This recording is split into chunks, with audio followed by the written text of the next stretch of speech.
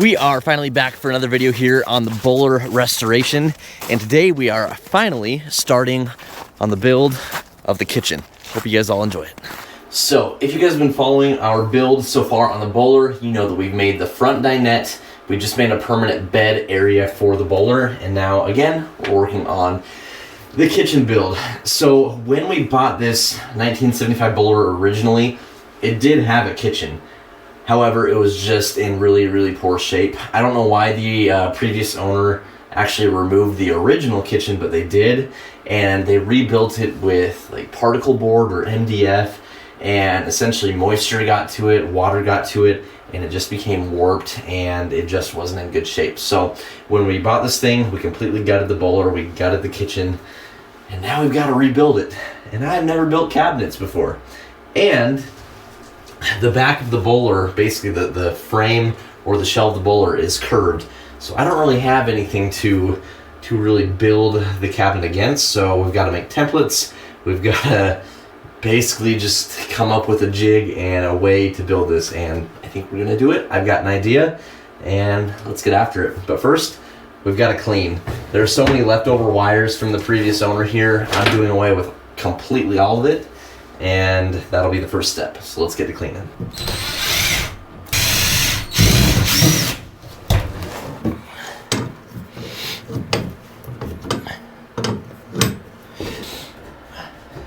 Disconnect some propane.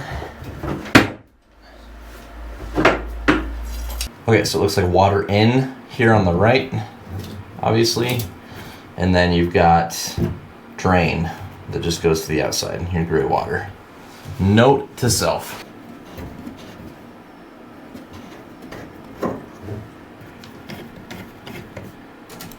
Come on.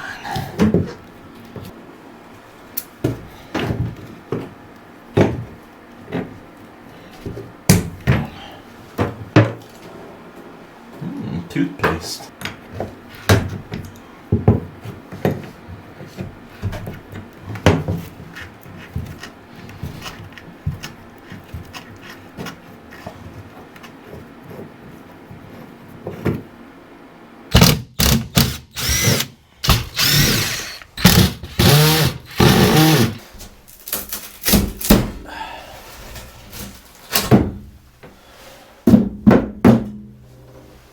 So I'm not positive what this is. It's another piece of plywood just above that vent.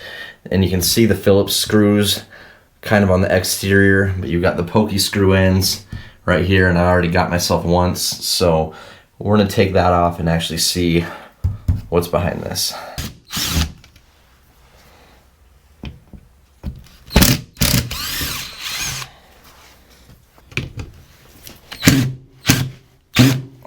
Stripped. Awesome.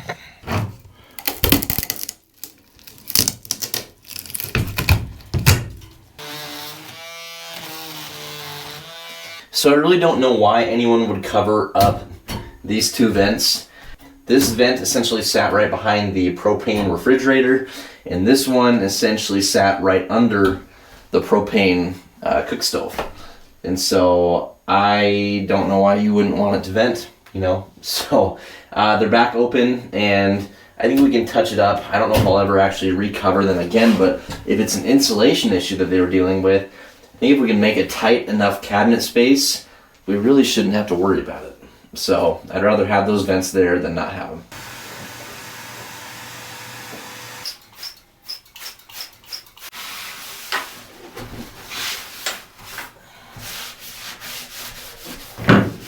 We'll do 17/7/8.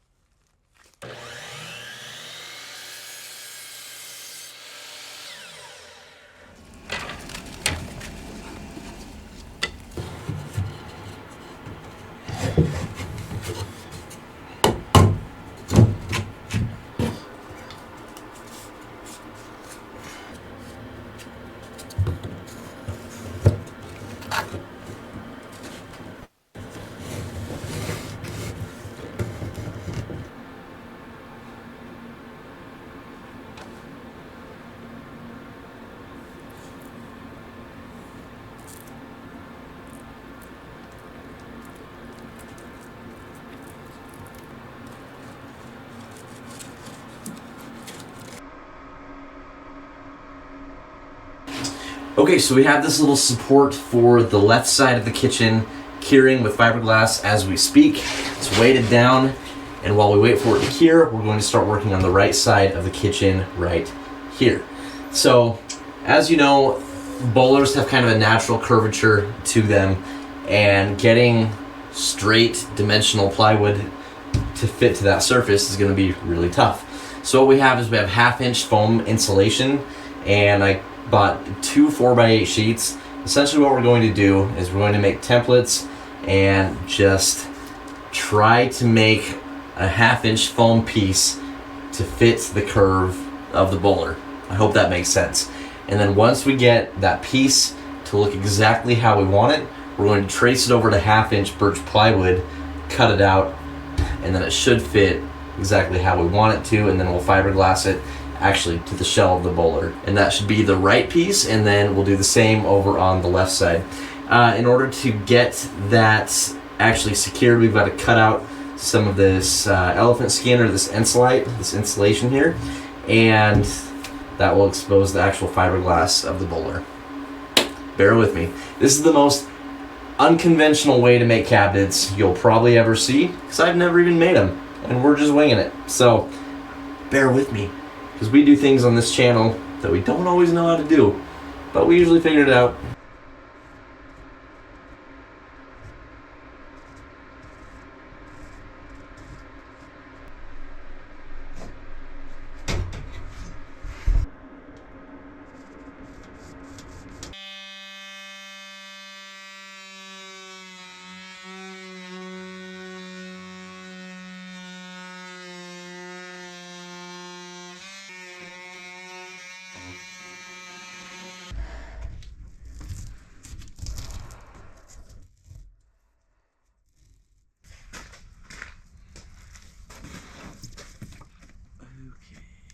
This foam board has the little markers or plus marks at about the 24-inch mark, and I'm just going to cut it along that, and that'll give us a really good starting point to bring in the bowler and start making our template. Just draw a straight line here along all of them.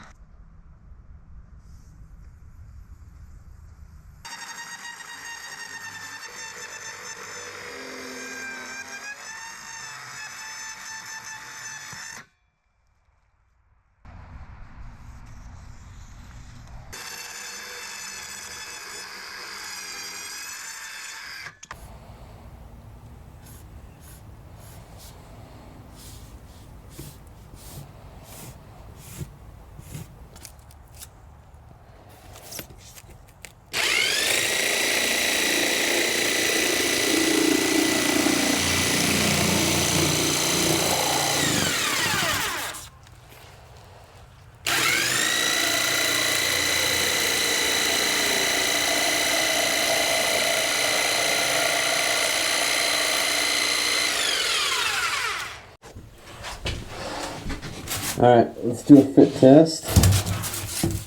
See how we did just winging it. Holy smokes. That actually is not bad. I purposely cut it a little tall so I would have a little bit to work with. But that looks... Wow. I just completely freehanded that and winged it.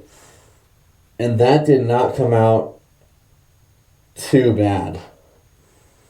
I am like pleasantly surprised. Like down here, it's pretty tight on the wall. I might have taken a little bit off, too much off right there, but I can fix that on the final template. But that's not bad. Let's cut this top, oh, 1/2 inch or so off, so it actually fits in that little gap that we made when we cut out the insulate. Let's see what it looks like.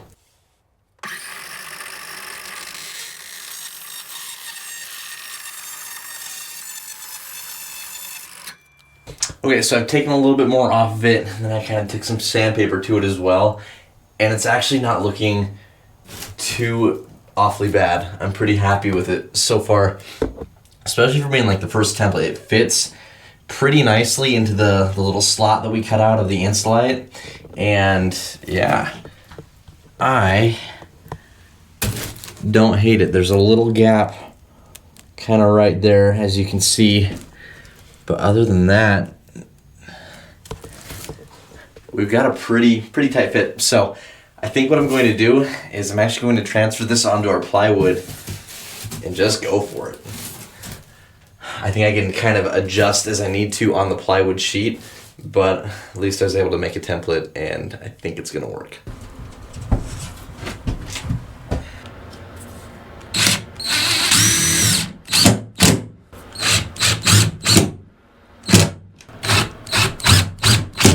$31.25 minus 11 is 20.25. It should line up.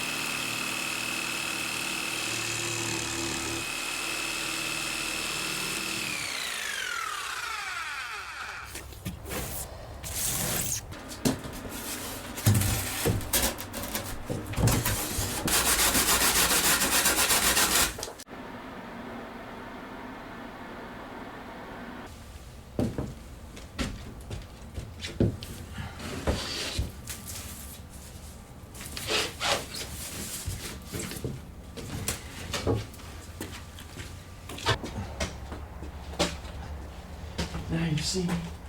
Now you don't. So snug. Ow. So snug. Okay. Look out. Yes. 1/2-inch burst plywood. We're going to trace our templates onto this now, and then hopefully put them in for good. We need it. Square. Square. Square, not squire. Square. Okay. This corner is pretty darn lined up. All right.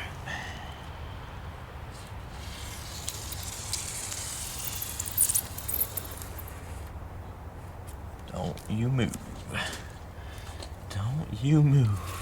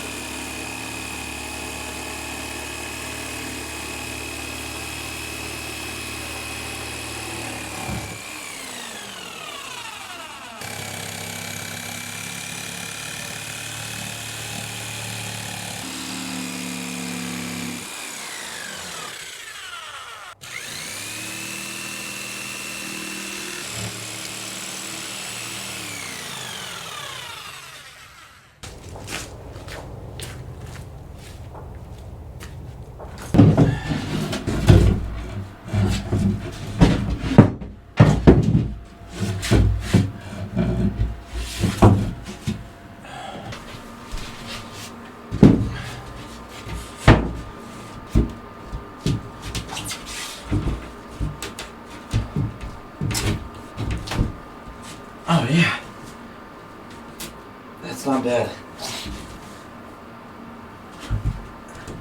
Nice. So we've spent a solid hour just really trying to dial in the fit of the left and right side pieces here for our kitchen, and it's coming along pretty well. We're getting to the point where we're getting close to fiberglassing them in to the actual shell of the Boler, but first, I think I mentioned it earlier, but we left these intentionally long, so we've got to shave off a couple of inches down here, and the goal is to get it so we have an overhang of 1.75 inches because we're using 3/4 inch plywood for our face frame, and so when that is permanently attached to the front of this, it'll give a 2.5 inch overhang, which is what the original overhang was on the Bolers, you know, before kitchens got ripped out, like on ours. So we're going to do that, rip them down, and then we'll move on to the next step.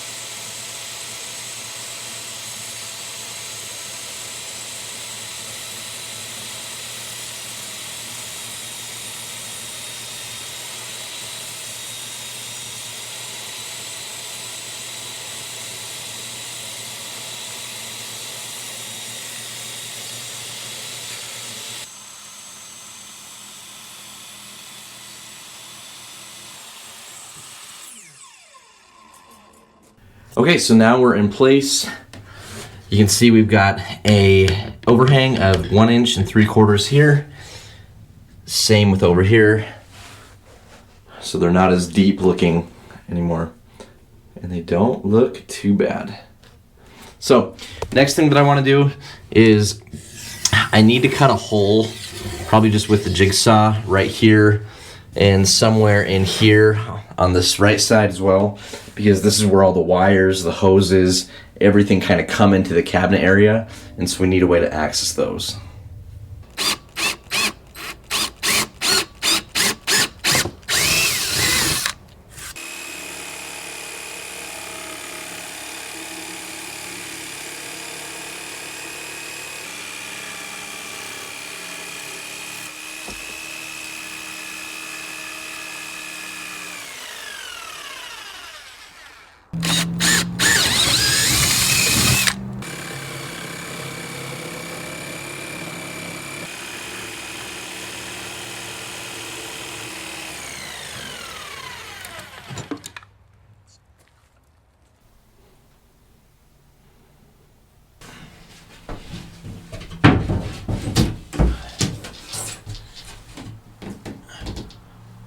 Perfecto. All right, what am I forgetting? Do we just do it?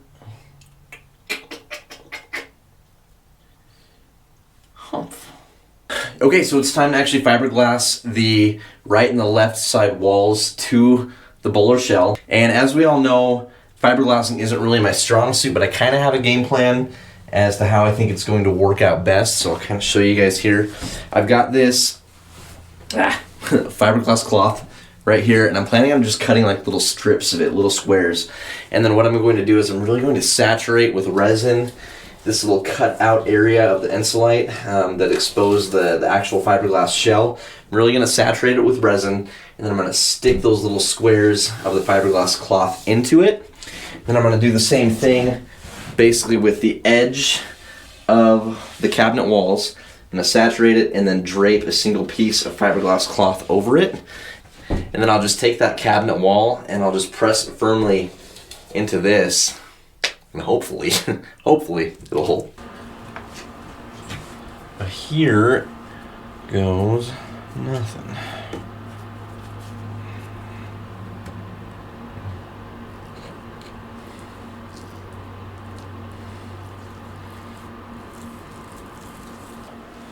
Take our strip that we just cut.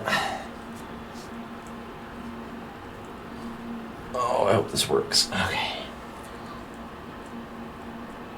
Press it in like so.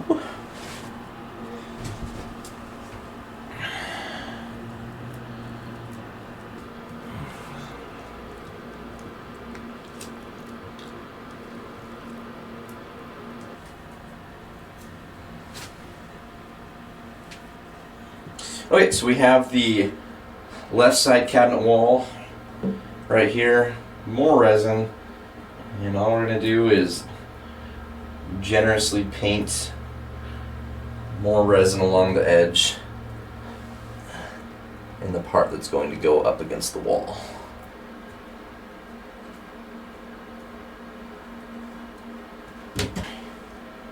Here goes nothing.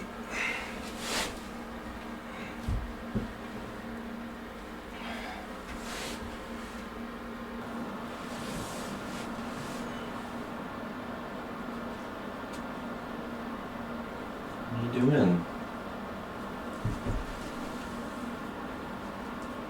Survive, huh? Okay.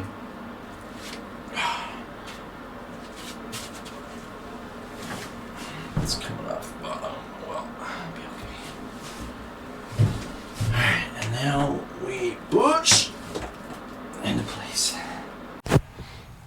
Okay, so both pieces are fiberglassed in place, and now we've just kind of got to wait. I've got some clamps and wedges jerry-rigged to kind of hold them in place. You can see one clamp right there clamping it to the bench, and then I've got a 2x4 kind of cut to size and pressed against this part of the door frame, and then the plan is, or the hope is, that it'll kind of push tension and push it straight into the wall, kind of same over here. But now I've just got to wait a couple days, and then we'll move on to building the face frame. So it has been 3 days since we fiberglassed in the left and right side walls of the kitchen, and it's time to see really how we did. The fiberglass resin should be completely cured. We're going to take off the clamps, our little wedge supports here that we used to kind of push in these plywood walls, and yeah, let's see how we did.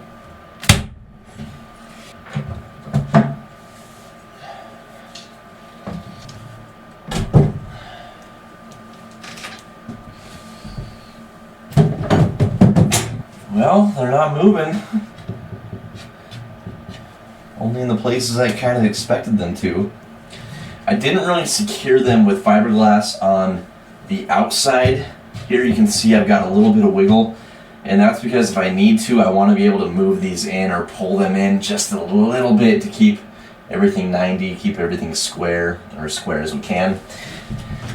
And then later down the road we'll secure it all a little bit better, but this has been a pretty good start.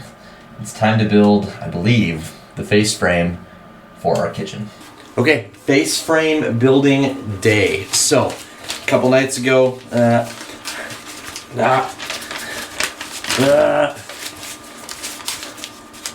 So a couple of nights ago I used the free version of SketchUp, the old school way, and completely drew out on graph paper our entire cut list and everything that we need to build our face frame. So everything came out really square. So next we're gonna head out to the table saw, cut everything down to width, and then we'll use the miter saw, cut everything to length, and then we'll assemble everything using wood glue and pocket holes, and then ideally we'll come back in and everything should line up for our face frame. We'll attach it to the cabinet.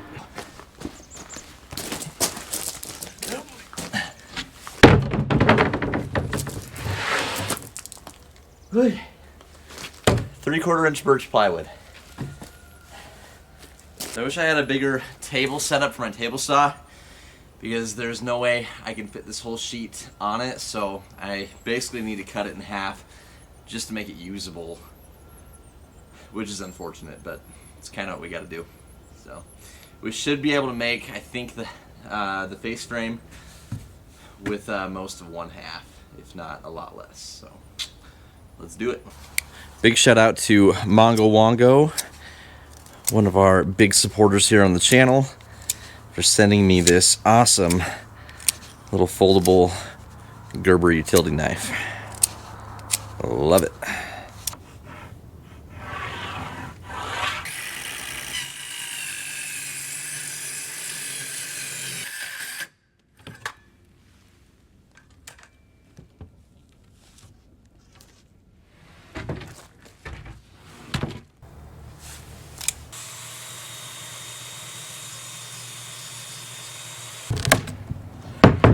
So my little cut list right here, it's kind of sloppy, but I need 5 strips cut at 1.5 inches thick, and then I need 2 strips cut at 3 5/16 inches thick, and then they'll be just kind of cut to different lengths. But that should essentially make up this entire face frame.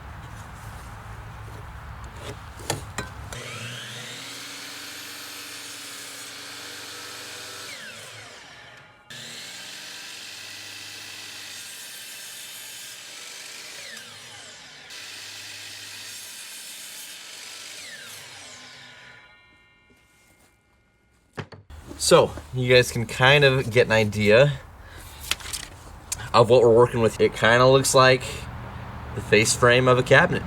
Essentially, it's gonna be the left side cabinet, right side cabinet. They're gonna be a little bit short and squatty, but then we have these 2 drawers, but what they're actually gonna be is they're going to be tip out drawers, because behind them will be the sink and the stove, so that's all there's gonna be room for.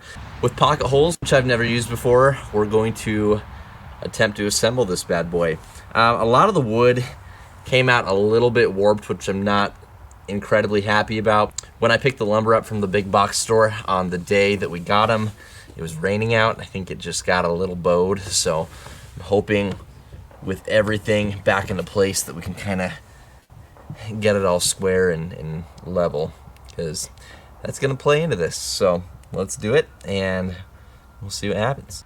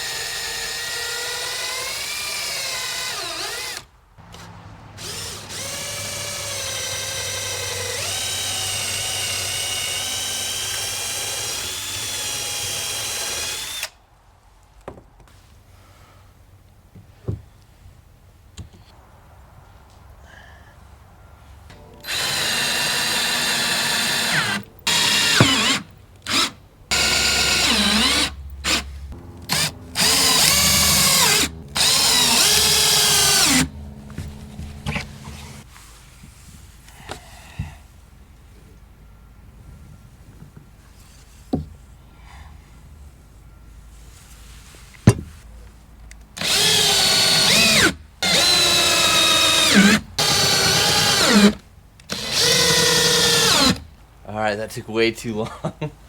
Here goes nothing.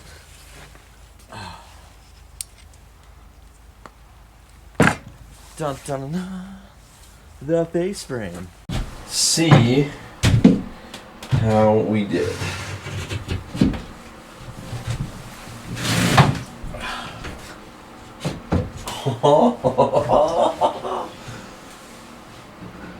Did we do it?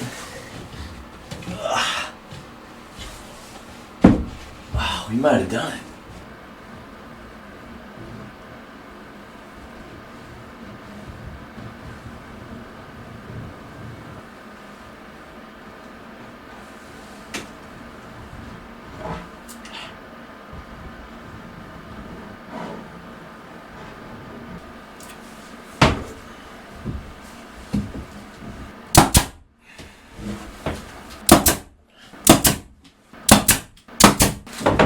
Okay, we are back at it. Today we're going to be creating some very basic Quaker style cabinet doors and drawer fronts.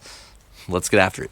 So I've got another SketchUp, a handwritten SketchUp. We've got the cabinet doors on this side and our basic cut list, and then we have our cabinet drawers over here with our cut list. We're just going to cut everything all at once and then we'll assemble.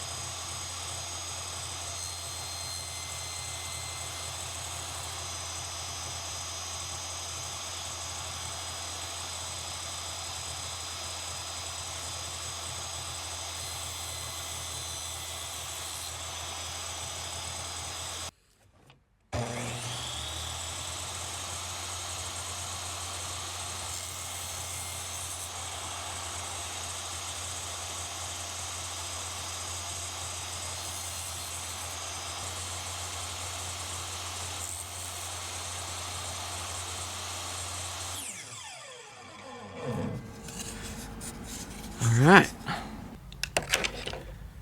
Oh my gosh. That is all of them. All 8. Still got 10 fingers. I think we're doing all right. Well, let's see what we got here. This joint kind of goes down in there and makes a 90. Kind of low on room here. And then that one hits right there. And this one, oh crap, will go right there. Ish. Huh? That's not bad. Little basic Quaker little basic Quaker drawer front. And that, my friends, that is a cabinet door. It's not bad for my first time ever making them. I think they'll sand out nice and end up looking pretty good, pretty flush. So hopefully that all caught the frame. If not, I'm sorry. Next thing we got to do is we got to cut our 1/4-inch plywood sheets and then fit them in the groove, clamp them together, glue them. So I've got 1/4-inch ply right here. It's old. You guys can see how warped it is.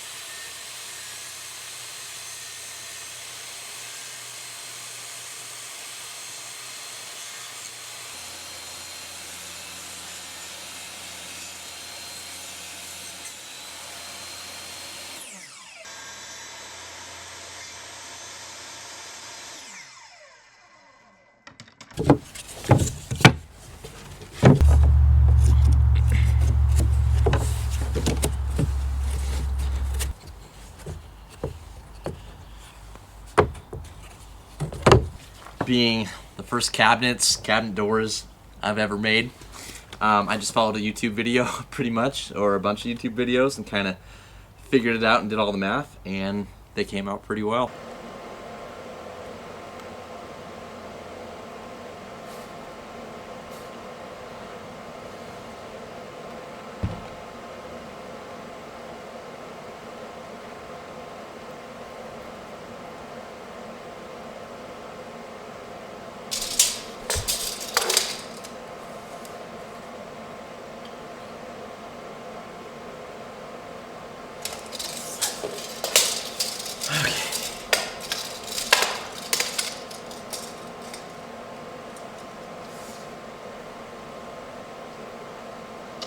Nailed it. Only off by about a 1/16, which should be okay. All right, so I'm sitting here getting ready to glue the drawer front pieces together, and I keep going back to the fact that I just don't really like this small gap that I made. It just looks kind of awkward. And so what I'm thinking about doing is going out to the table saw and ripping 3/4 or 1 inch off of both of these rails, and then that will give it more of a gap, and I feel like that'll look more natural, more like a drawer. And yeah, I think it'll look better. So I think I'm gonna go out to the table saw, do a quick trim, and I'll have to cut a new panel piece for both of them, and I think it'll look a lot better.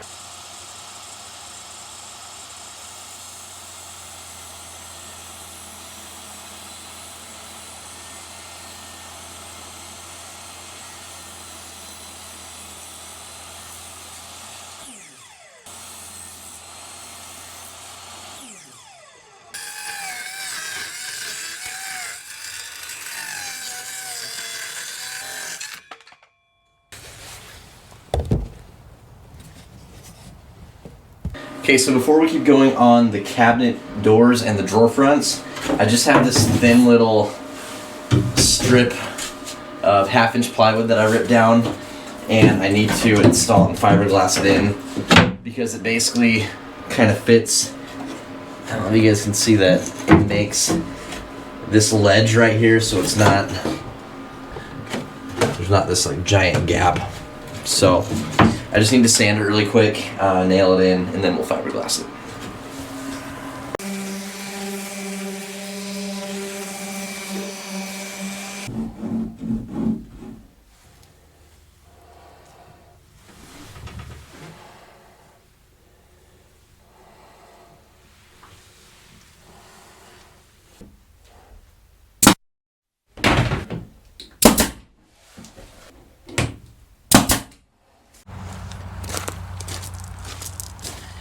Okay, so we have our drawer fronts and our 2 cabinet doors. Not bad, yeah? Actually pretty happy with how they came out. We're just gonna do a light sand on all of them, and then I'm hoping we can get them mounted.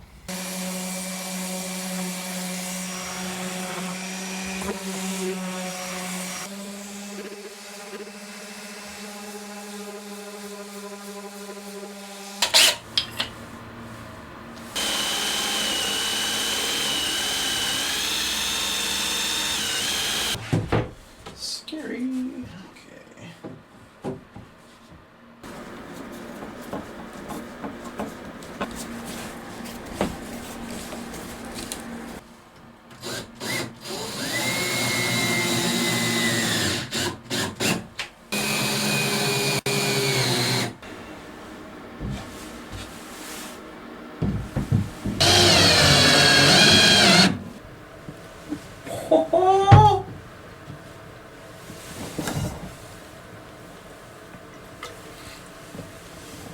Oh, that was by accident.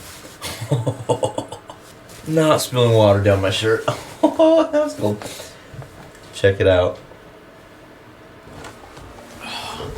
That, my friends, one, a 2. So before I call it a night here, since we just finished these cabinet doors, I have one last thing I want to do. We bought some of these magnetic door catches, and essentially the plan is just that they'll suck the doors into the actual frame and ideally keep them from, you know, opening while we're bouncing down the road.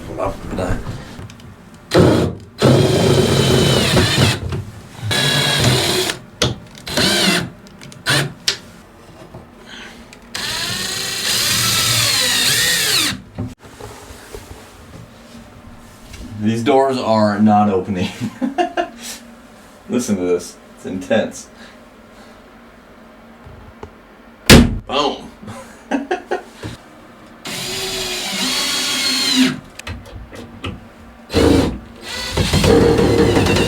Okay, so next we're going to be working on mounting the tip-out drawer fronts right here. We've got our tip-out soft close hinges that we bought off of Amazon. These are the Remodel brand, pretty common. However, I have a big complaint, and that it came with no template to mark on our left and right sides for our holes, and so it's going to be kind of a pain in the booty to mount. So we are going to completely wing it and get it done.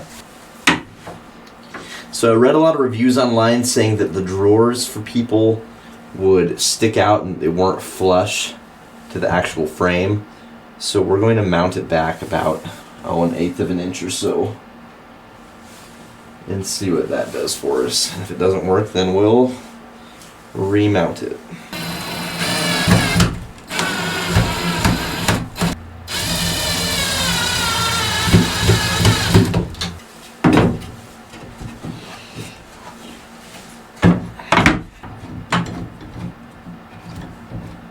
Okay, so I wanted to show you guys just our little dilemma here. So here's just the right side of our soft close hinge for the tilt-out drawer, and you can see I've got a hole here and I've got a hole here, and I need to drill basically just little screws into the frame of this drawer.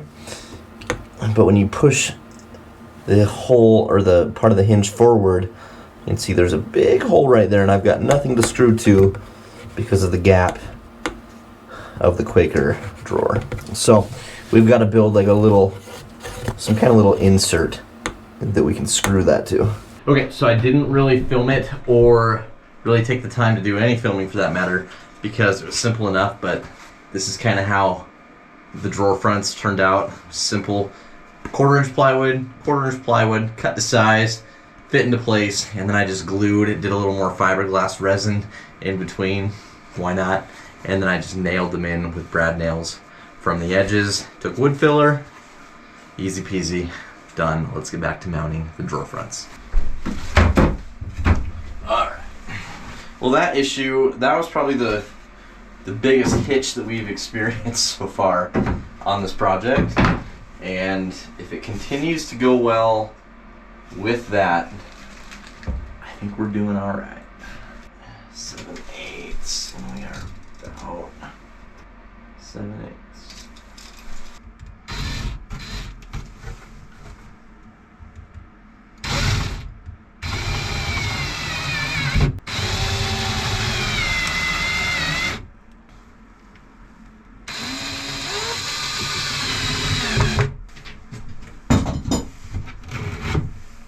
I just royally screwed myself or what? But I didn't. We've got tip outs, baby. Slow closing. Nice.